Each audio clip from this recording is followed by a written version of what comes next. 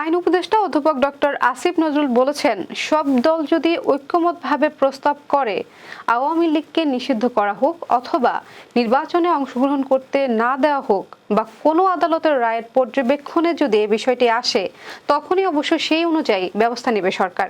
সম্প্রতি রাজধানীর হেয়ার রোডে তার সরকারি বাসভবনে দেওয়া এক সাক্ষাৎকারে সমসাময়িক বিভিন্ন ইস্যুতে খোলামেলা কথা বলেন সরকারের এই উপদেষ্টা। আইন উপদেষ্টা বলেন, অন্তর্বর্তী সরকারের প্রধান উপদেষ্টা অধ্যাপক ডক্টর মোহাম্মদ ইউনূস নির্বাচনের যে টাইমলাইন দিয়েছেন এর কোনো রকম ব্যত্যয় হবে না।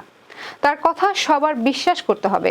অন্তর্বর্তী সরকার গঠন প্রক্রিয়ায় বিশেষ ভূমিকার বিষয়ে আসিফ নজরুল বলেন, আমি এটা নিয়ে এখনই বিস্তারিত বলতে চাই না, কারণ আমি তো গোপনীয়তার শপথ নিয়েছি। ব্যক্তিগত ভূমিকার চেয়ে সরকারের প্রতি আমার যে দায়িত্বশীলতা সেটার দিকে বেশি লক্ষ্য রাখা উচিত, ফলে আমি বিস্তারিত বলবো না। শুধু এটুকু বলবো, আমার প্রচেষ্টা ছিল অভ্যুত্থানের পক্ষে যত শক্তি আছে তাদের মধ্যে যেন ঐক্য থাকে এবং গণ অভ্যুত্থানে নেতৃত্ব দানকারী ছাত্র নেতাদের ভয়েসটা যেন যথেষ্ট সম্মান ও গুরুত্বের সঙ্গে গ্রহণ করা হয়, সেই প্রচেষ্টাই ছিল।